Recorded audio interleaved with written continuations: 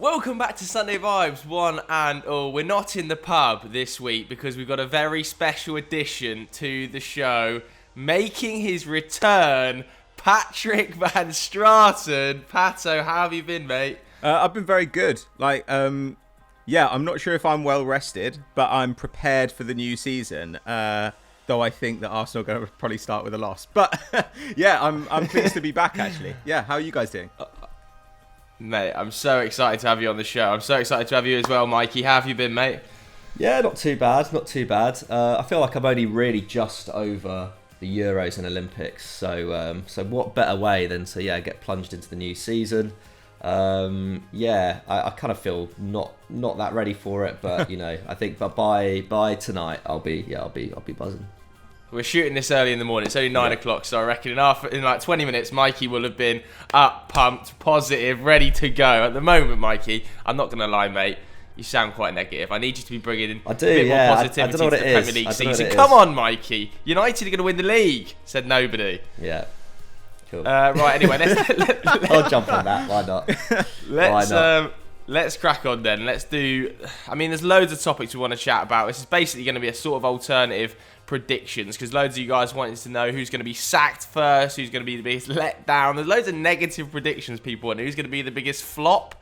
So we'll start with first manager to be sacked, shall we? And Pato, we may as well come to you. We haven't heard from you in bloody months. So who's going to be the first manager to get the boot? I think it's hard to look past Xisco Munoz, right? At Watford. Yeah. Like Watford. Pronunciation's back. Watford notoriously scissor-handed when it comes to managers. The squad is really bad. I was looking at Watford's squad and I was just like, ooh, this is a little bit dry. And then I saw Watford fans kind of saying our midfield, we've got like Etebo, Will Hughes, Chalobah, Cleverley, and I thought, that doesn't really scream like staying in the Premier League this season. Even in the attack, it seems to be like guys from a few years ago. Like I've always actually been a bit of an Andre Gray defender, but they've got guys on the books like Andre Gray and Troy Deeney still, and you kind of think, is this gonna be enough? Like I don't really see how they stay in the division unless they've got a couple of great signings up their sleeve. Or unless Ismail Assar like literally turns into like Suarez this season, because even the guys they were linked to, like they signed Kuchka, didn't they, from Udinese? The classic like let's farm somebody in from one of the other clubs we own. But he's so old. Like I just don't see where their goals are coming from, and I doubt they'll say, oh well, let's give Xisco the benefit of the doubt. I think they'll be like, you're out of the club, and they'll do what they always do, which is cycle through 3 or 4 managers. Whereas I look at the other teams and I think managers tend to have a little bit of goodwill, or maybe the squad's improved enough that they might stay in a job. I think that might be the case with Palace, for example. So I'm going to go for Xisco. Okay, yeah, I think it is hard to look past. You're going Xisco. I'm just going to say Xisco. I'm not too sure how to pronounce it. Probably Pato's the correct way. I thought it was more like Xisco, but yeah. I don't know where he's. Go with you, Pat. Where's he from? Like in. I think I did look this up the other day, but I couldn't. I wasn't sure. I'm typing. And, So. I do think that he's also not helped by Watford's extremely trigger-happy owners who have proven over the last few years, fairly effectively actually at times, that sacking managers in a repeat pattern has worked for them. So he, I think, has the hardest job because some of the other owners in the Premier League are more likely to stick by their man. For instance, Steve Bruce at Newcastle might be performing quite poorly at the start of the season if Willock doesn't make this weekend's squad. We're shooting this on Friday morning, so I'm not sure whether they managed to get him registered by midday. If they do make a poor start to the season, I think Steve Bruce is probably still fairly safe. There was talk about him getting that 3-year deal about a week or 2 weeks ago, which I was quite shocked by, to be fair. But I think Newcastle and Mike Ashley are more likely to back Bruce than Watford are Xisco, who have seen success by sacking people in the past. Mikey, any other candidates for you? Yeah, I think with Xisco is. Like they've sacked 11 managers in the last 7 years. I think the main problem with Watford is the lack of creativity. I was just having a look before. I think no one who played over 1,000 minutes for them last season in the Championship averaged over 1.4 chances a game, and that was Troy Deeney. who isn't like an automatic starter, because you've got kind of João Pedro up there and Ismaila Sarr in that front three. And Ismaila Sarr, I think, should still perform really well. He got like 13 goals last season, but he's not necessarily a creator. He's very much someone who like runs onto long balls and whatnot.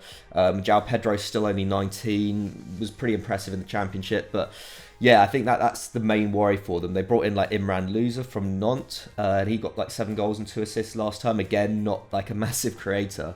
So I think in the Premier League, that is going to be like a big concern for them. I mean, I guess we have to talk about Patrick Vieira, don't we? Because he's an unknown entity in the Premier League. Palace, this is their biggest shake-up in God knows how many years. And, I think we can all agree that their business has been really, really good. Like Mark Guehi and Joachim Andersen, like what a centre-back pairing that could be. Michael Elise is a quality pickup for only like 8.5 million there or thereabouts from Reading. And I'm forgetting someone else, but maybe I'm not. But like that is all very positive. And Patrick Vieira is kind of known for trying to play quite an expansive style of football. I think he demands quite a lot from his players, but equally, like his only experiences at New York City and Nice. Nice was kind of up and down, wasn't it? A very good first season, but was sacked in his second season. So yeah, it could go one or two ways at Palace. Like we could easily see, I feel like Palace, push beyond 14th and actually, even maybe challenge for a top half place at least for some of the season. Equally, we could see them fall into the relegation battle. So I think that's a bit of an unknown. And I know we've kind of seen Palace as quite a stable club in the past because Roy Hodgson was there for the best part of 4 years. But equally, Palace have been a club that have, sacked managers fairly swiftly if things aren't going to plan. I'm thinking about De Boer, that was an extreme example, but it's not out of the realms of possibility that Vieira gets the chop quite quickly if things, start going south in a big way. Yeah, I'm definitely excited by that Crystal Palace summer. I think maybe Conor Gallagher was the other name you're trying to reach for. Yeah, that's it, yeah. And I think he had a fantastic season actually last year at West Brom, given how crap West Brom were last season. I think he actually adds much more than, say, a James McCarthy to that Crystal Palace midfield. And obviously Scott Dan's gone out now, hasn't he? I think that was confirmed yesterday as well. Gary Cahill's gone out. So I think the only thing with Palace is it's a large squad overhaul and they've all got to gel very quickly to see immediate success for Vieira. So I think I kind of agree, but I'm sure the board have thought, there's huge squad turnover here. We've got to give Vieira a little bit of time to bed these players in. You can't have 5 new players coming into the first team, in Elise, Joachim Andersen, Guehi, Conor Gallagher. If Mateta finally starts to settle, I just think that takes time to bed all them in, as exciting and young as they are. Pat, what have you made of Palace this summer? I really like those signings. I agree that trying to get them all to fit in at first is going to be a significant task, but they're doing what we've said they needed to do for 2 or 3 years, which is get younger, lower wages. Scott Dan's out after 7 years. I think that's not before time. But yeah, I look around that team now and I think, I used to look at this and think, God, there are 1 or 2 positions in this 11 that I'd be happy with. If I was trying to be a mid-table side. Now I look at it and I think maybe there's 6 or 7. That's pretty good. In the space of one summer, you could definitely see how the players we've talked about here, especially if Mateta does land, because he was very good in Germany. If those guys land, and obviously they're going to be able to keep hold of Zaha, we assume. Eze will come back at some stage. And they've got Tyrick Mitchell, who's he's not particularly sophisticated fullback, as in he's not going to do clever passing or whatever, but he's an excellent defender. They've now got a bunch of guys who are at the very least competent and are going to get better over the next few years. So the question really is how much Vieira has prepared the board for any obstacles they might face. I think when you're taking on this kind of job, right, if you were the manager, you'd want to say, look guys, we may have a rough few months, but we will stay in the division. So if he's done that, then I think he'll probably be fine. And certainly you can look at the talent and see how they're good enough to stay up. That's not true of Watford, and I think it's probably not true of 1 or 2 other clubs we might discuss as well. Go on then, what other people are you thinking of in here? Well, look, I'm not saying I think Steve Bruce is just going to lose his job, but I do look at Newcastle and I fear for them. I don't like their squad. Their only summer signing so far really is Joe Willock. I like Joe Willock. I thought he was great for them in that half season last year. Whether he can do that over a full season or whether teams are able to kind of nullify him to some degree, that's an open question. I just think their talent isn't very good. And I don't think Bruce adds much to them in the way that Benitez did, or in the way that Hasenhuettl does at Southampton. That's a place where I look at them and I think, okay, well, if you're not gonna bring in the talent that you need to, then you need a plus manager. And Steve Bruce, as much as I like Steve Bruce, I don't think he is that guy. So if I were in charge of Newcastle and I wasn't going to spend on the squad, I would certainly be thinking, who are we going to get in to coach this team if everything blows up in our faces? And I just really...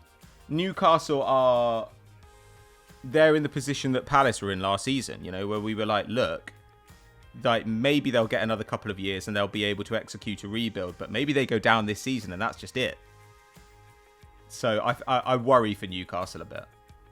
Yeah, I do think, though, that, I think if Callum Wilson scores 12 to 15 again, then I think Newcastle might have enough to stay in the division. I think there's a lot of those teams in that bottom sort of realm of relegation that don't have a goal scorer of Callum Wilson's level. So I think that if anybody can propel them out of this problem, it probably is Callum Wilson. However, if Callum Wilson gets one injury, I think their season is totally chalked, Mikey. Yeah, absolutely. I was just going to say, that they're so reliant on him. They're so reliant on Alan Saint-Maximin as well, aren't they? In terms of driving that attack forward. If either of them get injured, I think it could be... I'm trying to think. There was a period last time. They did have really bad luck with injuries last time. And I think they had COVID as well. COVID as well. I think they had more players. I think only Liverpool topped them for the amount of absences last season, and they did just about stay up. To be fair, and I think Bruce actually had to kind of use a bit of his ingenuity at one point to try and change things up tactically and whatnot when he faced those injuries to varying degrees of success. But yeah, I still think, I think if they really wanted to solidify themselves, they would have done more business this summer, I think, especially in the back line. And still so over reliant on that attack. You can only really, get away with it for so long. And so I think I agree. If Wilson or Saint-Maximin get injured for any kind of long period of time, then they're really going to be in trouble. All right, let's have a look at the three other candidates with the bookies that are third, sort of fourth, fifth favourites. Ralph Hasenhuettl, Bruno Lage, and Mikel Arteta. Before we come on to Arteta, Pat, I'll ask you about Mikel Arteta. I think Ralph Hasenhuettl has one of the hardest jobs in the league this season. That squad has been decimated, seriously decimated.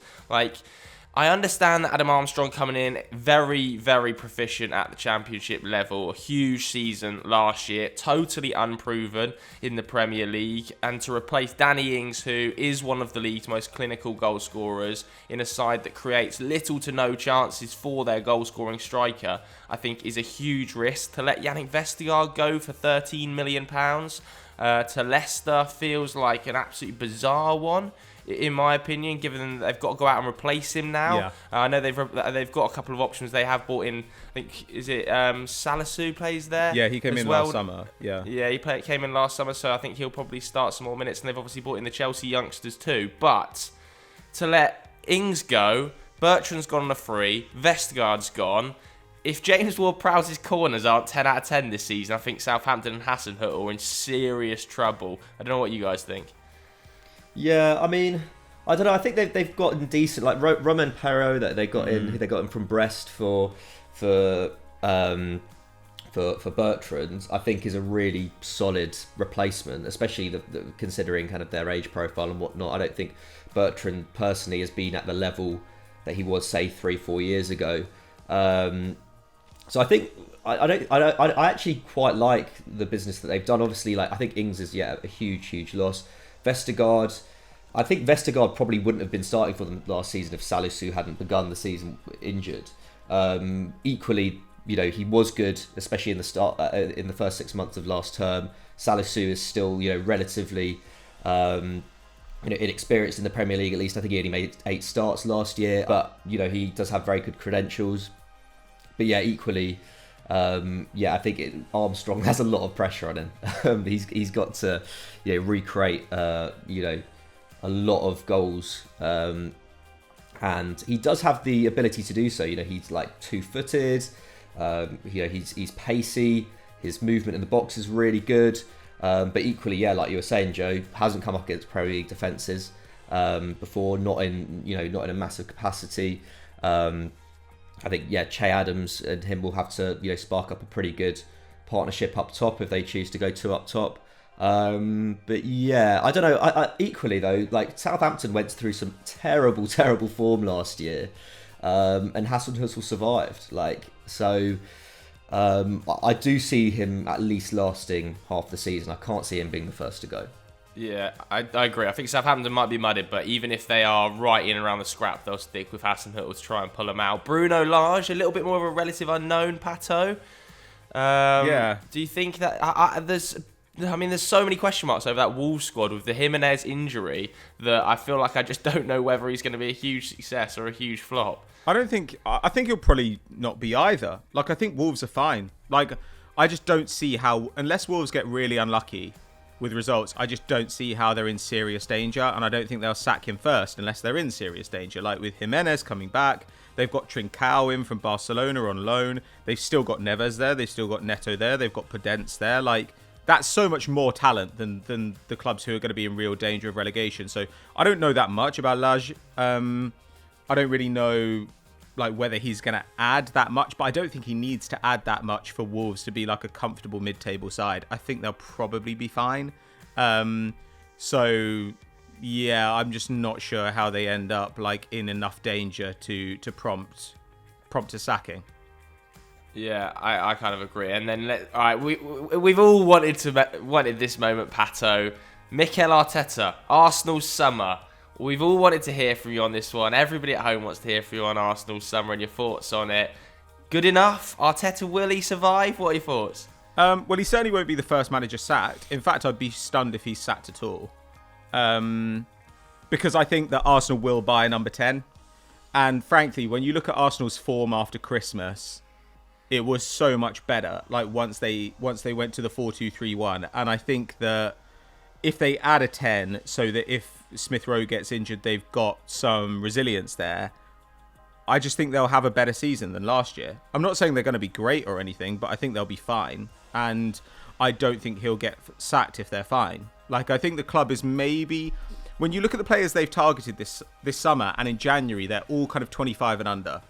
And I do think that they're kind of maybe finally accepting that this is a long-term project rather than, we can bridge the gap to the top 4 with a couple of experienced signings, like Socrates or Lichtsteiner or Cedric or David Luiz. I think they're maybe realising that that's not the case. I don't really see any reason to think that they'll be worse this year than they were last year, to be honest with you. I think that there's a lot of misery from the fans, but there always is. And our fans are quite stupid, about certain things, as in they're why is Arsenal's squad so bad? But also these managers aren't good enough for us and these players aren't good enough for us, even if they're better than what we've got. So I think that Arsenal will go and get a number 10 and they'll probably be okay. Midfield is pretty thin, but there are fewer competitions for Arsenal to play in seriously this season. What I'm not sure about is that Arsenal have already spent about 80 mil this summer, and I don't think they've improved the first 11 at all, really. That's a bit troubling. Now, Ben White is going to improve, or you think David Luiz was at that level already? I think in the long term, White will improve us. He may improve us in certain senses, but I don't think his passing is going to be better this season than Luiz's was. Yeah. And again, as we always say, I think defense is more about system than it's about individuals. So it's also about whether Arsenal are going to start, pressing properly and stuff. Lokonga has looked really bright in pre-season, but Ceballos has gone out. Is Lokonga at 21 coming out of the Belgian league better than Ceballos, regardless of what our fans think of Ceballos? I actually think that he's pretty good. So yeah, I'm not really sure there, but I think I don't know. I think there's just, at the moment, it's kind of like a fashionable position to be like, wow, Arsenal is such a state. Arsenal is such a mess. And don't get me wrong. Like, I think when they were talking about like, when there were rumours that we were going to pay like 30 mil for Aaron Ramsdale, I think that was on the high side. But I don't really think there's any particular reason to panic just yet. Like, we've got a few weeks after the window, and if Arsenal bring in a 10 and a backup keeper, I think that's okay. Is it great? No, but I don't think Arsenal are going to make top 4 this season anyway. So, mate, I totally agree with you. I think some of the reaction from Arsenal fans has been really over the top this summer. I actually think Arsenal are going to be fine. I think they're going to be competing with Leicester for that 5th spot. Like, people forget how good Arsenal were after that Christmas period, and if Aubameyang does re-find his form this season, I think that they're going to be absolutely fine, Arsenal. Seriously, it's being so overblown. It's like an utter meltdown on Arsenal Twitter at the moment. It's chaos on Arsenal Twitter, and it obviously always is, because Arsenal fans are quite over the top naturally. But yeah, I think like the summer has been fine. You've got a £50 million centre-back through the door. Albert Lokonga looks really exciting. If you do get that 10, suddenly it all is like rosy. So it's been a massive overreaction for me. I agree. Arteta, I don't think he'll be the first name sacked. If we had to pick one name then, boys, are we all going to agree Xisco at Watford? Yeah, I think so. Yeah. Okay, right. Let's move on then to the next category, which is, again, quite negative, I think. Biggest flop. Our prediction for the biggest flop. Now, are we going to take this from signings this summer? Are we going to take this from just players in general? It's a bit of a difficult one. Mike, you've got any suggestions you're thinking? I feel like Premier League clubs have generally done good business this summer. Like I was looking through the transfers, like there's none stood out to me as like this guy's going to flop, especially among the bigger investments. Nah, and I mean, and even Willian, I feel like last summer people kind of viewed as okay, he was on massive wages and the big wages, big contract and whatnot, but instantaneously like. I don't think people were particularly down about that move. He'd just come off a really good season at Chelsea, hadn't he? So it's difficult at this stage, obviously. But the one player I think I'd worry for a little bit is Milot Rashica at Norwich. Like he was on paper like a really good signing, £9 million for a player who's proven himself in the Bundesliga. Was Werder Bremen's talisman for 2 years, wasn't he? Really kept them up in 2019-20, at least in the first half of the season. But last term struggled with injury. I think he only ended up playing around 1,500 minutes, and in that time, 3 goals and 1 assist. He was only creating like 1.2 chances per 90, which he could absolutely recover that form. Like he's got the quality to do so.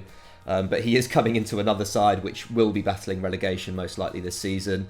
Buendia is such a big loss for them. Obviously got a good price, but was it 16 assists in the Championship last term? So like 15 goals as well. Like he was so central to that title push. And it's difficult to... it's just difficult to see how he can kind of even replicate half of that. Like they've just brought in Christos Solis as well from PAOK, who I had no idea about, but he got like 25 goals and assists last year. And he's only 19 years old. I think that was like the most among teenagers in Europe. So like I feel like a player like that, like he's a right winger. I think he could. I feel like coming into the Premier League of that kind of form, he could potentially overshadow him in that side if he starts from the get go. And then I guess you've got Todd Cantwell as well. So there is competition there. Well, I feel like I don't know about Todd Cantwell. I feel like whenever I saw him play for Norwich last year, he just looked a little bit off it, but maybe that was just the games that I was watching. But yeah, I think Rashica will.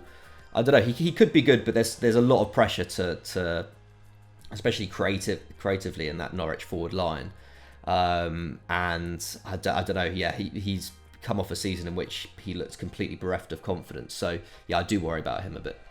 Yeah, I was going to suggest one of the Everton boys, but I don't know whether you can define Damari Gray or Andros Townsend as flops in the first place, just because they've come in for such low value. What is it, like free transfer and £2 million or whatever it was? But I'm just very unconvinced. I'm sure they're not going to be starters in that Rafa Benitez system, but you're still looking to surely push into the top 10. Do Damari Gray and Andros Townsend take you there? I'm very unconvinced about whether or not that is the case. So I guess I might say Everton as a flop. Yeah, Everton in general this summer could have been pretty poor, and I think next season could flop. I'm on the fence. I want to say Adam Armstrong, I think, might flop this season. I feel like that's really harsh to say, though, because I hope he does really well. But I think in terms of replacing and replicating Danny Ings' output, can he stack up to that? I think it's a huge task for him. So I'm not going to say he will flop, but I think the pressure on his shoulders will be immense very quickly. If Che Adams continues to underperform expected goals like he did last year, Adam Armstrong can't afford to do that as well, because the pressure will be massive on him and Che Adams to score goals in that team. Yeah, I think I was saying before, massive pressure for him. I think he does have the skills to do so, but equally, if he goes the first month without scoring or whatever, exactly, the pressure's just going to go up, isn't it? It's just going to go up and up. Like, think of Che Adams in that first season at Southampton when he was really struggling to score goals. If he didn't have Ings up front with him, Che Adams, in that period, and he was going through that sort of big dry spell, if that happens this season with Armstrong and Che Adams isn't scoring goals, Southampton suddenly look extremely like they haven't got anything going forward at all. Yeah, that's the problem with not having having much in the way of wide talent, isn't it? Yeah, exactly. You don't have someone who can just cut in and create, or someone who can cut in and score. Like you're so reliant on centre forwards, which is how so many teams operated 15 years ago. But these days it's it's almost too much for a striker to take on a lot of the time. I'm sure these guys are going to come back to bite me now. This is going to be Pookie 2.0. Adam Armstrong's going to start with a hat-trick. He's going to score about 10 goals, nailed on. Pato, you got any other shouts you want to put in there? Well, I've got some guys who I have concerns about, but I don't think they'll flop exactly. So there are 3 big signings. Yes, Pato's back. Okay, so the 3 signings who I think could have issues, I don't think they'll flop, but they could have issues, are White, Romero, and Grealish.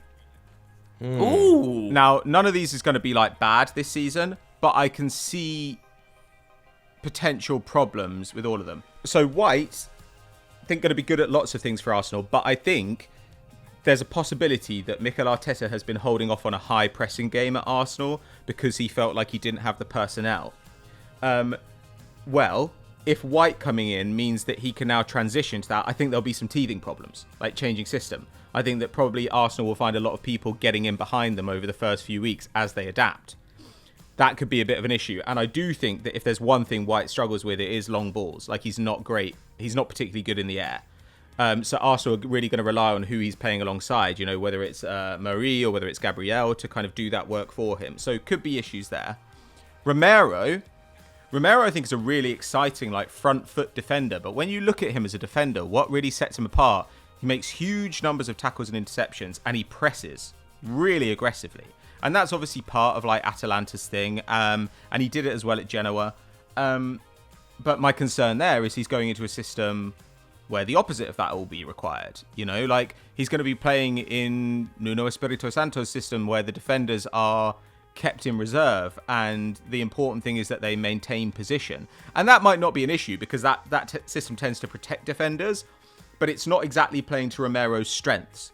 So it's possible that you have some teething problems there as well, where he kind of wants to come out of the back line and attack people, and Nuno is trying to keep him in reserve. But who knows? Maybe Nuno will go to a 4-4-2 or a 4-3-3 like he did a little bit at Valencia, and it will work out a bit better. Grealish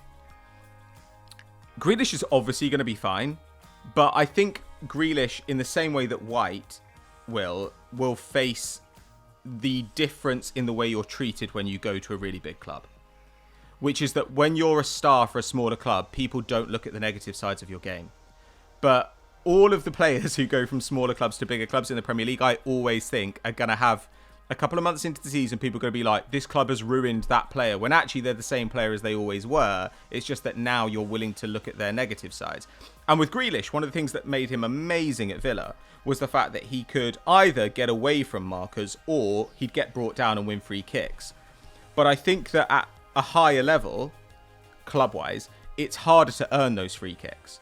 And I think that, Grealish this season needs to maybe not go down in some of those situations. He needs to start riding those challenges and carrying on and pressing more, because I think that you're less likely to get the free kicks. And I think that a team like Man City don't want set pieces as much as a team like Villa does. They're not as bothered about getting set pieces for territory and goal scoring opportunities. So I think that there'll be some slight teething issues there. Plus, it's just hard to know how a player adapts, having gone from a system where everybody's looking for them, when everybody wants to give them the ball, and they're the one guy who does everything, to a system where there are 5 guys like that.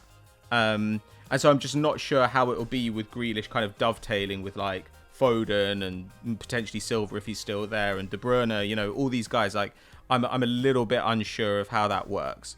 So I don't think any of these guys are going to be a flop exactly.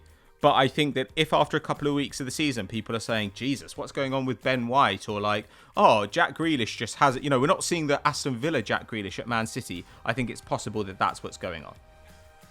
Yeah. I agree with you. I think it might take a little bit of time for Jack to bed in, but he is undoubtedly going to be unreal for them in the long term. Sure. All right.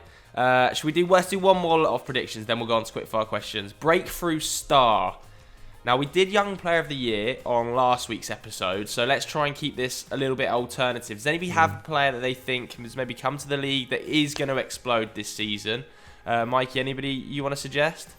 I don't know, there's a few players I'm looking forward to seeing. I think Billy Gilmore at Norwich, I'm looking forward to seeing how he does playing week in, week out. Patson Daka at Leicester. Yeah, I'm really looking forward to seeing how Leicester line up, really. They've got such good options now at centre forward, like Iheanacho, Vardy and Daka. I'm really excited to see Leicester, give Vardy a break and still be, and still go. I mean, I know we saw Iheanacho feeling well from last year, but it would be nice to see a Leicester attack that isn't completely over-reliant on Vardy running in behind. And I think in Patson Daka, they potentially have a Vardy replacement. So yeah, I'm really looking forward to seeing him. Yeah, Pato, any names you want to suggest for Breakthrough Star?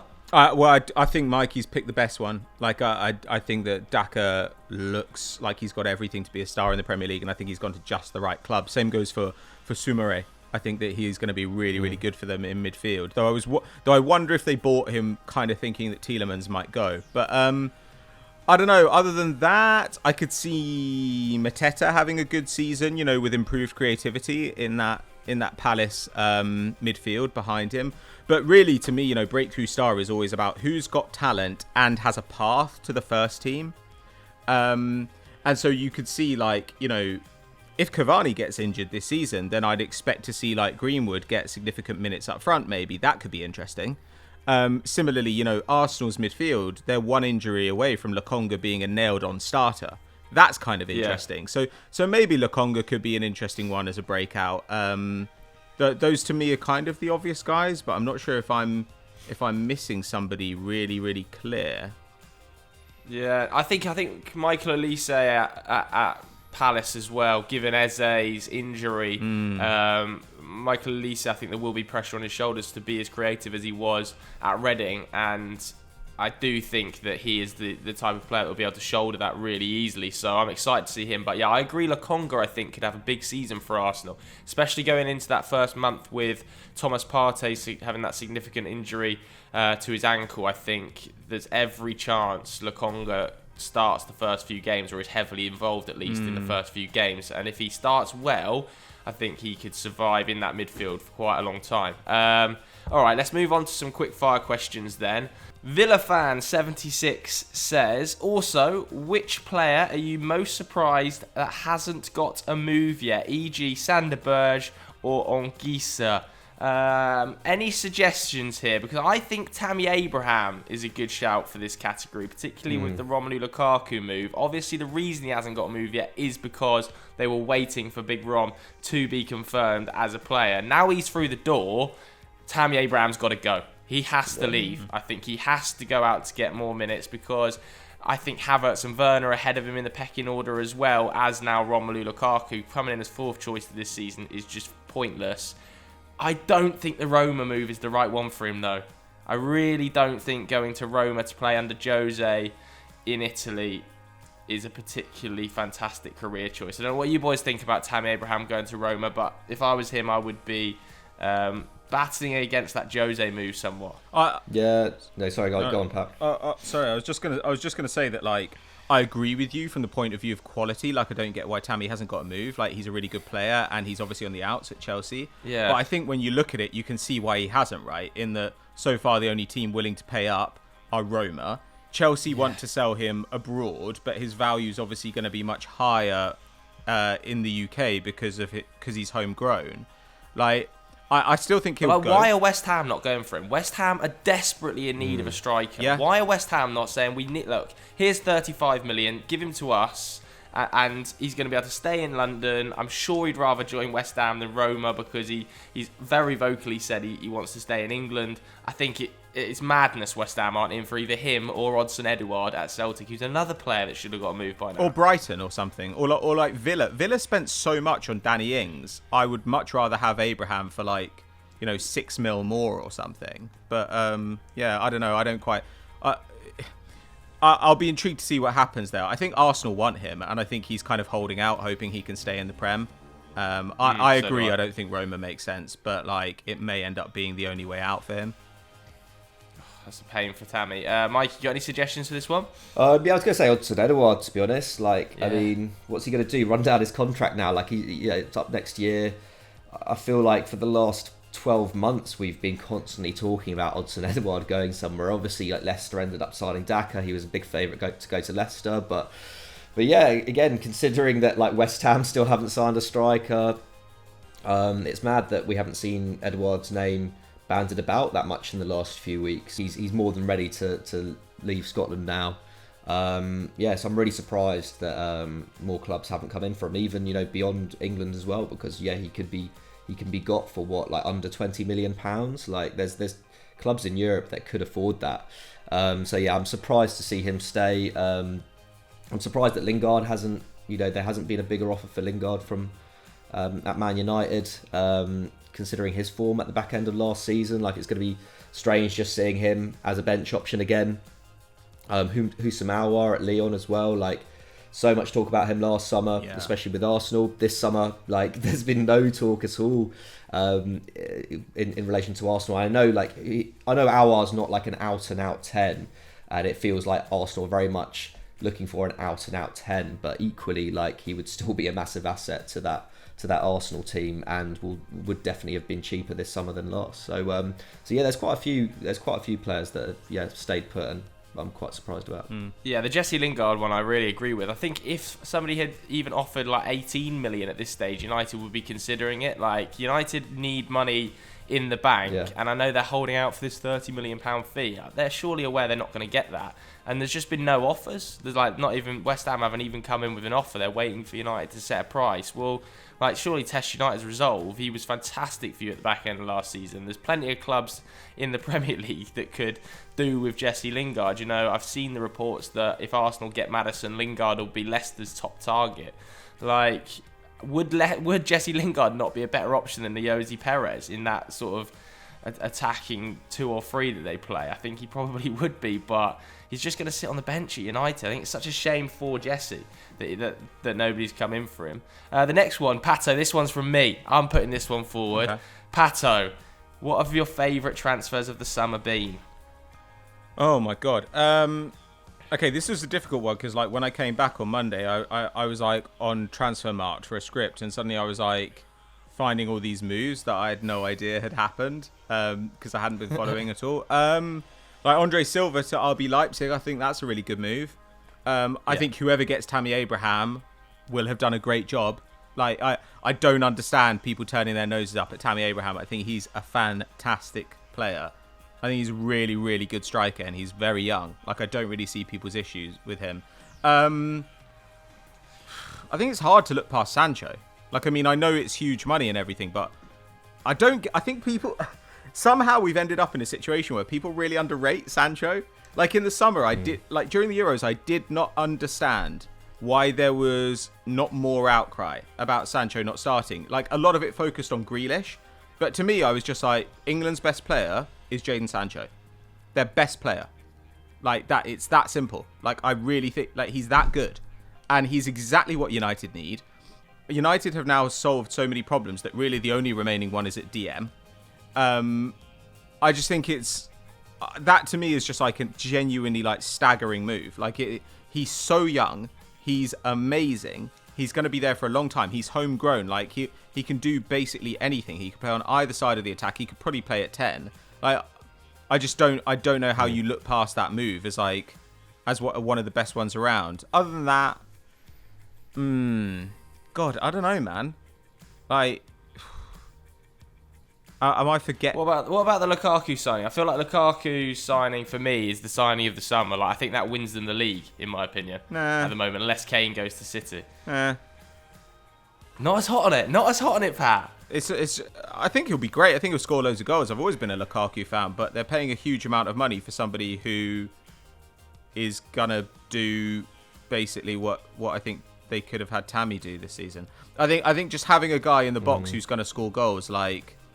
I think they could have. There are lots of ways they could have done that wouldn't have required them to spend £100 million on Lukaku, and I'd have sort of been tempted to keep Tammy for a year, so that you can butter up Haaland for next year. Like that to me is the thing. It kind of like blocks a better striker signing down the road. Obviously he's going to be great. I'll be stunned if he doesn't get comfortably get 20 goals, but. When you actually look at his like numbers at Milan, they're actually at Inter, they're actually worse than Tammy's numbers last season, which is funny. But like, look, he's going to score a ton of goals for them. But I'm just, I don't know. Like it's a lot of money for like a weird transfer. Like they could have got Lautaro, to be honest. But like, on the other hand, I find it hard not to be happy about it because, like I say, I do love Lukaku. And did you see the video going around that Anderlecht put out? No. Oh my God, it's so good. It's one of the best things I've seen in football for ages. So Anderlecht put out a video, I think a couple of days ago, maybe yesterday, and it's footage of Lukaku when he's really young. No idea how young he is.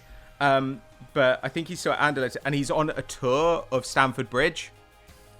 And like the woman giving the tour is just like, do you guys like football? And he's like, yeah, I like football.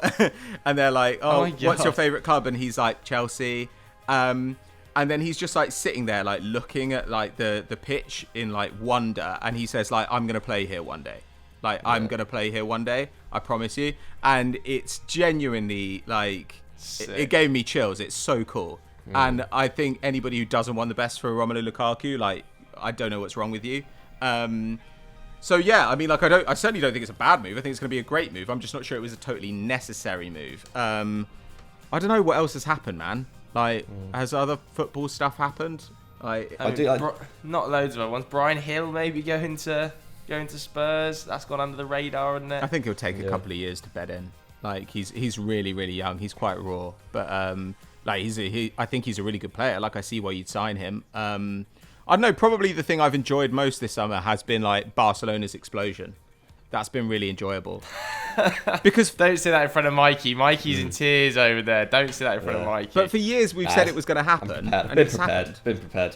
Yeah. Like it's true. Mikey, like we were saying in like we'll 2017. Like, you asking for my thoughts on it, Joe? Yeah, your thoughts on it, Mikey. Yeah, I mean, I've been prepared for it. Like, I feel like I've kind of become. Thing is, I'm not a